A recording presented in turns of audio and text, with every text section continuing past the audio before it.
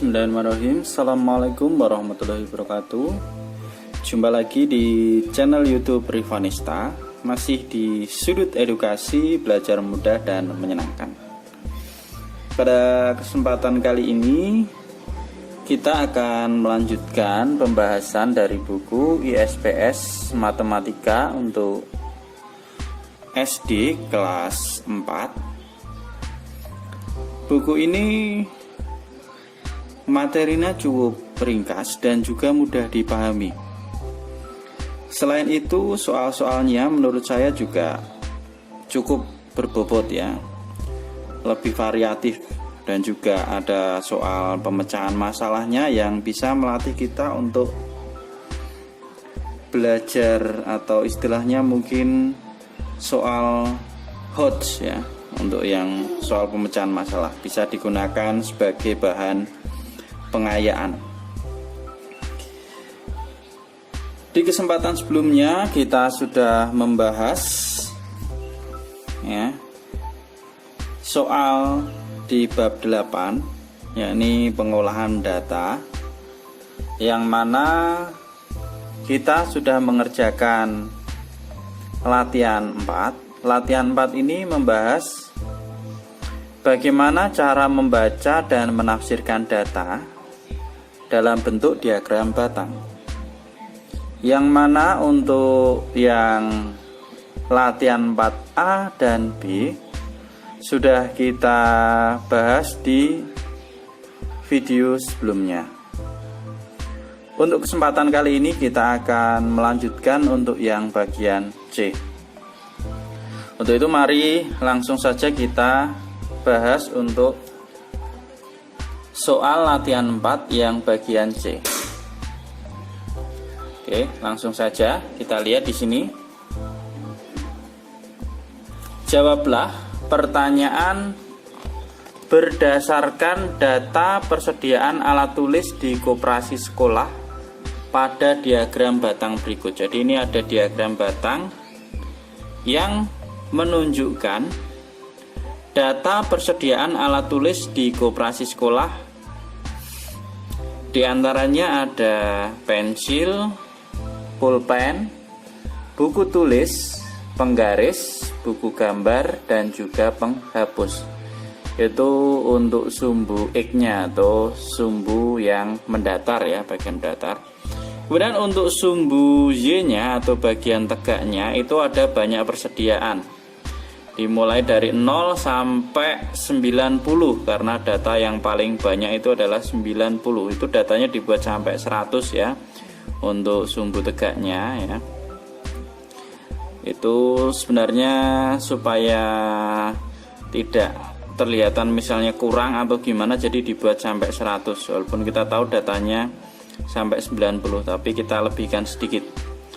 Kemudian selain itu, skala yang dibuat adalah kelipatan 10 ya, 0, 10, 20, 30, 40, 50, 60, 70, 80, 90 dan sampai 100 ya. Yang mana nanti kalau misalnya ada yang sampai tengah-tengahnya, berarti diantaranya itu tinggal kita tambah 5. Contohnya kayak yang pensil itu banyak persediaan, itu di tengah-tengahnya berarti 60 tambah 5 ya, berarti 65. Kembali lagi ke masalah membaca dan menafsirkan data. Jadi yang dimaksud dengan membaca data itu berarti kita hanya membaca yang ada di dalam diagram batang ya. Jadi proses berpikirnya hanya sekali, apa yang ada kita baca ya, itu namanya membaca data. Beda dengan menafsirkan data.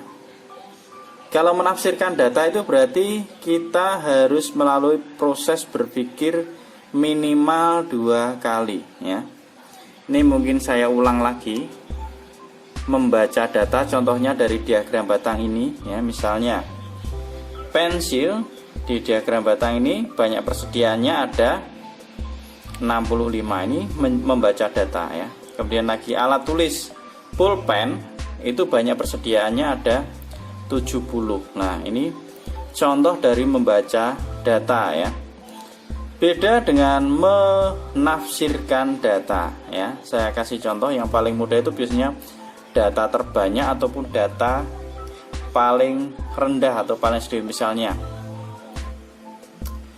apa nama alat tulis di koperasi sekolah yang persediaannya paling sedikit? Nah, alat tulis di koperasi sekolah yang paling sedikit persediaannya apa? Lah, itu adalah contoh menafsirkan data, karena ada beberapa langkah yang harus kita lalui untuk mengetahui alat tulis yang paling sedikit di koperasi sekolah namanya. Jadi kita lihat dulu.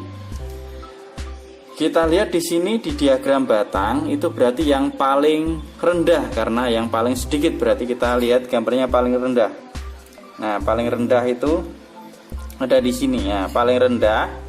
Nah, setelah kita melihat gambar diagram batang yang paling rendah, itu langkah pertama. Langkah kedua baru kita membaca apa nama alat tulisnya. Ternyata buku gambar, dan berapa jumlahnya. Lah, itu langkah selanjutnya kita lihat, kita baca datanya, yaitu banyak persediaannya 50. Jadi alat tulis di koperasi sekolah yang persediaannya paling sedikit adalah buku gambar dengan jumlah persediaan 50. Lah, itu misalnya kayak gitu ya. Oke, langsung saja kita ke soal yang pertama. Alat tulis apa? Nah, ternyata seperti yang sudah saya contohkan. Alat tulis apa yang persediaannya paling sedikit? Berapa banyaknya? Ini nomor 1, ini adalah contoh menafsirkan data berarti ya. Yang paling sedikit tadi jawabannya adalah buku gambar ya. Ini. Kemudian berapa banyak persediaannya tadi sudah saya jawab, yaitu 50 ya. Kita lihat banyak persediaan, kita hubungkan buku gambar banyak persediaannya ada 50. Ini untuk jawaban yang nomor 1. Kita lanjut ke soal nomor 2. Alat tulis apa yang persediaannya paling banyak? Berapa banyaknya? Alat tulis yang persediaannya paling banyak berarti kita lihat yang diagram batangnya paling tinggi, yaitu penggaris. Maka jawaban untuk nomor 2 adalah penggaris. Berapa banyaknya? Nah, banyaknya penggaris ada 90. Maka untuk yang nomor 2 jawabannya adalah penggaris sebanyak 90 ya, 90 buah ya satuannya. Kemudian untuk nomor 3, alat tulis apa saja yang banyak persediaannya kurang dari 80 buah? Alat tulis yang banyak persediaannya kurang dari 80 buah. Kita lihat berarti kurang dari, berarti diagram batangnya di bawah 80. Kurang dari karena tidak ada kata sama dengan, kita harus mencermati kalimatnya. Kurang dari berarti 80 tidak ikut. Beda kalau kurang dari sama dengan 80 berarti yang 80 ikut. Berarti kita lihat diagram batang yang gambarnya atau gambar batangnya itu lebih rendah dari 80. Berarti ada ini 1, 2, 3 ya, yang di bawahnya 80. Berarti jawabannya adalah pensil, pulpen, dan buku gambar. Maka jawabannya untuk nomor 3, alat tulis apa saja yang banyak persediaannya kurang dari 80 buah? Jawabannya adalah pensil, pulpen, dan buku gambar. Lanjut ke nomor 4. Jika saat ini pensil dan penghapus masing-masing terjual 15 buah, berapa sisa persediaan kedua alat tulis tersebut masing-masing? Nah, ini perlu kita coret-coret untuk nomor 4. Oke, jadi untuk yang nomor 4 ini ditanyakan, jika saat ini pensil dan penghapus masing-masing terjual 15 buah, berapakah persediaan kedua alat tulis tersebut masing-masing? Berarti persediaan pensil berapa, persediaan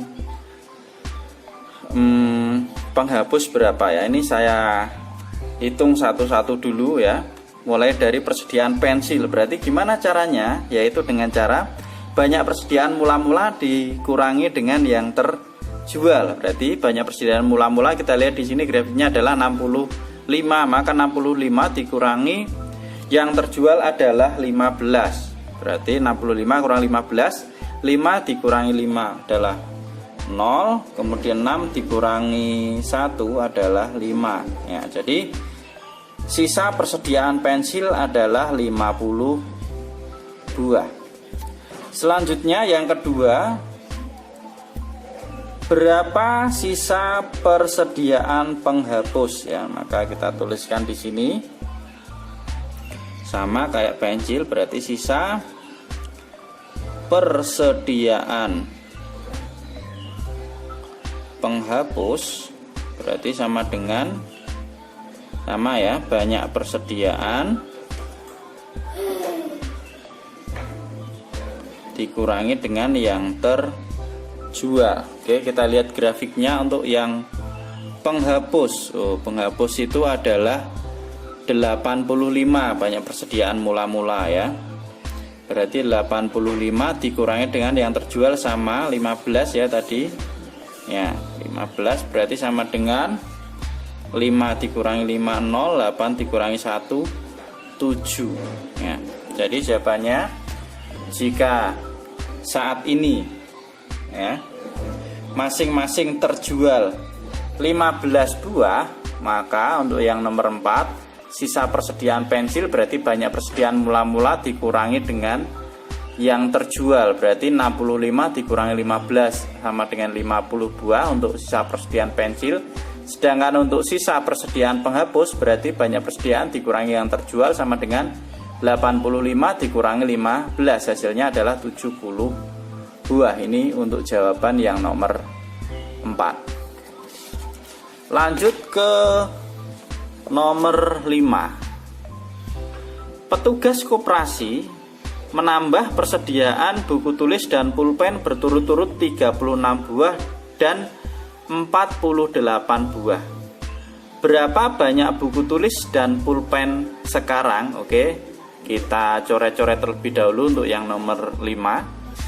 Oke, untuk yang nomor 5 berarti banyak buku tulis itu sama dengan banyak persediaan ditambah dengan stok tambahan yang ditambahkan oleh petugas koperasi. Berarti banyak persediaan untuk buku tulis, kita lihat di diagram adalah 80 ya. Berarti di sini 80 ditambah dengan petugas koperasi menambah untuk buku tulis 36 ditambah 36 berarti sama dengan 0 tambah 6 6, 8 tambah 3 11 ya. Jadi banyak buku tulis sekarang adalah 116 buah ya. Kemudian yang selanjutnya untuk nomor 5, banyaknya pulpen ya.